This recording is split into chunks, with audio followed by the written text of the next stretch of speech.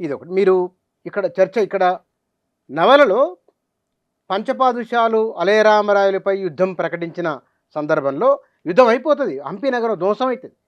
హిందూ స్వప్న దుర్గం ధ్వంసమైంది 200 ఏళ్ళ పదమన్నారు మీరు. అది నవల ముగింపులో వచ్చిన ఒకానొక మాట. నవల ప్రారంభంలో 50-60 పేజీలు వచ్చిన తర్వాత హంపన్న అనే ఒక పంచముణ్ణి అలయరామరాయలు దుర్గాధిపతిని చేయడం.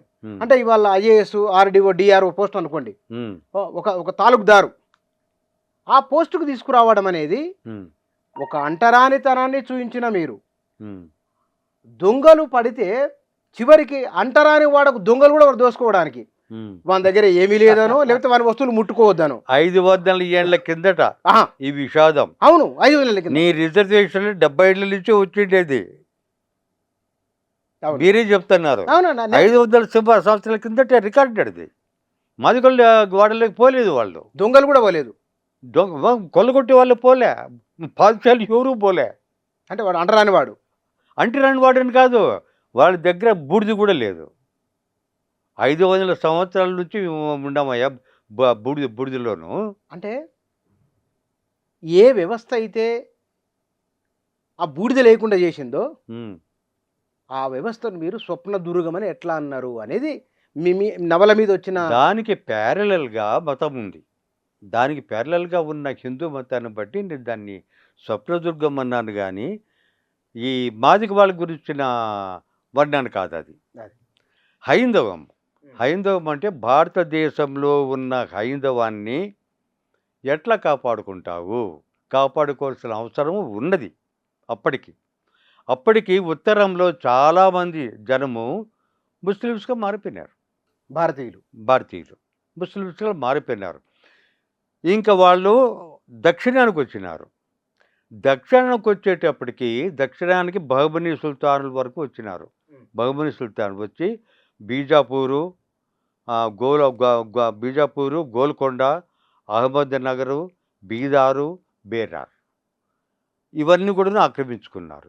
ఇవన్నీ ఆక్రమించుకొని ఇంకా ఎక్కడ పోవాలా, మన దక్షిణానికి రావాలా, మన అనంతపురానికి రావాలా, వాళ్ళు మళ్ళీ పెనుగొండకు పోవాలా, మళ్ళీ ఆ మలబార్ ప్రాంతానికి పోవాలా, మద్రాసు తమిళ ప్రాంతానికి పోవాలా, మలయాళ ప్రాంతానికి పోవాలా, ఈ అది రఘునాథ గాడి గుడి చూడి శ్రీరంగపట్నం పోవాలా, మొత్తం ఈ దక్షిణాంతా వాళ్ళు పరిపాలించాలా.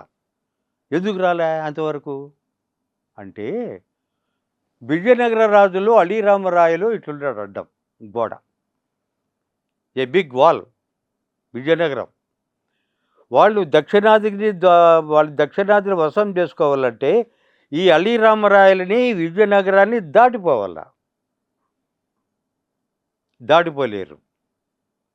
అందుకే ఈ ఒక్క విజయనగరం లేకపోతే మీ పేరు బుచ్చన్న కాదు, నా పేరు బండి నారాయణస్వామి కాదు.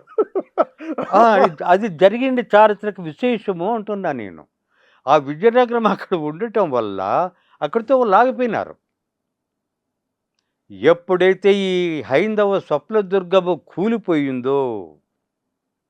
కూలిపోయింది, అప్పుడు వాళ్ళు రావడం మొదలుపెట్టినారు. అప్పుడు మీకు తెలుసా, అనంతపురము వాళ్ళ మన ఇబ్రహీం కుతుబుద్దీను వశపరుచుకున్నాడు మన అనంతపురాన్ని. మన అనంతపురము హండె రాజులు కుతుబుద్దీనికి సహాయం చేసినారు. సహాయం చేసి వీళ్ళిద్దరూ కలిసి పెనుగొండ మీద పడినారు, పెనుగొండ తిరుమల రాయల మీద పడినారు. అంటే ఇదంతా కూడా విజయనగరం తర్వాత ఈ దక్షిణాదిలో ప్రవేశం కోసం తొక్కులాడినారు వాళ్ళు. కానీ ఎంత అద్భుతమైన సన్నివేశం అంటే, ఇక్కడ విజయనగరం పతనం అయిపోగానే ఎప్పుడు 1565లో వెంటనే 17వ శతాబ్దంలో, 16 కాదు, వెంటనే 16 చివర 17వ శతాబ్దంలో అలీరామరాయలు లేని స్థానాన్ని భర్తీ చేయడానికి అక్కడ ఛత్రపతి శివాజీ పుట్టినాడు మహారాష్ట్రలో. నన్ను చూస్తే మళ్ళీ హిందీ ఉల్బాదు అనుకోవద్దు, ఇవన్నీ హిస్టారికల్ ఫ్యాక్ట్స్ జరిగింది చెప్తున్నాను. నేను ఇంతవరకు కులం మాట్లాడినాను, మతం గురించి మాట్లాడినాను, అస్పృశ్యత గురించి మాట్లాడినాను, కులాలు ఎందుకు ఉండాలో మాట్లాడినాను, కులాలు ఎందుకు వద్దో కూడా మాట్లాడినాను. అదేవిధంగా ఇక్కడ అలీ రామరాయలు లేకపోతే కనుక ఈ దక్షిణాది అంతా కూడాను ఇస్లామీకరణ చెందేది. అదే రకంగా అలీ రామరాయలు పోయిన తర్వాత మళ్ళీ అక్కడ ఛత్రపతి శివాజీ వచ్చి మళ్ళీ తంజావూరు పరిపాలించినాడు, ఇదంతా ఆక్యుపై చేసుకొని. గుత్తుకొండ ఆయనదే, గుత్తుకొండ ఆయన ఆక్రమించిండేదే. పావుగడ పేరు ఏం పేరు? పావుగఢ్. పావుగఢ్ అంటే అది ఛత్రపతి శివాజీ కట్టించిన కోట, అది పావుగఢ్. ఆయన వశపరుచుకున్నాడు దక్షిణాదిని. ఆయన దక్షిణాదిని వశపరుచుకోవడం వల్ల ఇక్కడ ఇస్లామిక్ సంస్కృతి కంటే హైందవ సంస్కృతి రక్షించబడింది. ఇవి హిస్టారికల్ ఫ్యాక్ట్స్. కృష్ణదేవరాయలు వారికన్నా 500 సంవత్సరాల ముందు కాకతీయులు, విజయనగర సామ్రాజ్యం అనంతరం వచ్చిన ఛత్రపతి శివాజీ, వీళ్ళంతా శూద్రులే కదా. శూద్రుల పరిపాలనలో కూడా మనుధర్మం ఎందుకు అమలైంది? కారణం ఏమిటి? శూద్రులు కూడాను మనుస్మృతిని మతంలో ఒక భాగంగా చూసినారు. మతం వేరు, సామాజిక న్యాయ చట్టాలు వేరు. మతం వేరు, సామాజిక న్యాయ చట్టాలు వేరు. ఇక్కడ ఉన్న న్యాయ చట్టాలు అరబ్ కంట్రీస్లో వేరు మీకు కనపడవు. అరబ్ కంట్రీస్లో ఉన్న న్యాయ చట్టాలు మీకు ఇక్కడ కనపడవు. ఎందుకంటే ఈ న్యాయ చట్టాలకి మన మన మన ఎథిక్స్కి, అంటే మన హిందూ శాస్త్రాలకి, మత శాస్త్రాలకి సంబంధం ఉంటుంది. మన హిందూ మతానికి ఇక్కడ న్యాయ చట్టాలకు సంబంధం ఉంటుంది. అక్కడ ఇస్లాంకి ఆ న్యాయ చట్టాలకి సంబంధం ఉంటుంది. మతంలో భాగము అనే ఒక భ్రమ మొన్నటి వరకు అందరికీ ఉండేది, ఇప్పుడు కూడా చాలామందికి ఉంది. బీజేపీ వాళ్ళకంతా ఈ భ్రమ ఉన్నందుకు నేను చాలా చింతిస్తాను. ఏమని? మనుధర్మ శాస్త్రము హైందవము రెండూ ఒకటే అనుకునే వాళ్ళు హైందవము అనే భ్రమలో ఉన్నట్టే. మనుధర్మం వేరు, హిందూ మతం వేరు అని మీరు ఎట్లా నిర్వచించగలరు? నిర్వచించడం అంటే మతం ఎట్లా పుడుతుంది? మతం అనేది ఒక కాయిన్ అనుకోండి, ఒక నాణ్యం మతం. ఆ నాణ్యానికి 2 వైపులు ఉంటాయి. అట్లే మతం అనే నాణ్యానికి కూడా 2 పార్శ్వాలు ఉన్నాయి. ఆ 2 పార్శ్వాలు ఏమిటివి? మతానికి ఉండే 2 పార్శ్వాలు.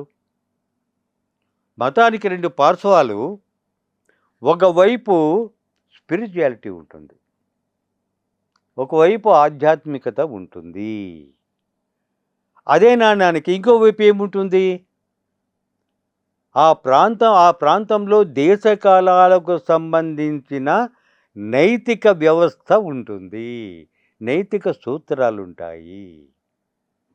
ఒక కాయనికి 2 ఉంటాయి ఎట్లా పార్శ్వాలు. అట్లా ఈ ఒక పార్శ్వం అనేది, మనుధర్మ శాస్త్రము అనేది ఆధ్యాత్మిక పార్శ్వంలోకి రాదు. ఆధ్యాత్మిక పార్శ్వంలోకి ఏమొస్తాయి? భగవద్గీత వస్తుంది, తర్వాత అది అష్టావక్ర గీత వస్తుంది, యోగ వాసిష్టం వస్తుంది, ఇవన్నీ వస్తాయి దాంట్లో.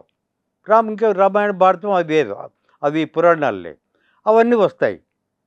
దీంట్లోకి ఏమొస్తుంది? మా సామాజిక శాస్త్రంలోకి ఏమొస్తుంది? మన ధర్మ శాస్త్రంలో వస్తుంది. ఇక్కడ అక్కడ అరబ్ కంట్రీస్లో సామాజిక పార్శ్వంలోకి ఏమొస్తుంది? షరియత్. మనకు మనుస్మృతి ఉన్నట్లే వాళ్ళకి షరియత్తు. ఆ షరియత్తే మతం కాదు, ఈ మనుస్మృతే మతం కాదు. ఆ షరియత్తు పోయినా కూడాను, ఈ మనుస్మృతి పోయినా కూడాను అక్కడ ఇస్లాంలో ఆధ్యాత్మికం ఉంటుంది, ఇక్కడ హిందూ మతంలో ఆధ్యాత్మికం ఉంటుంది. ఇది ఆధునికులు, తెలివి కలిగిన వాళ్ళు అవగాహన చేసుకోవలసిన విషయము అంట.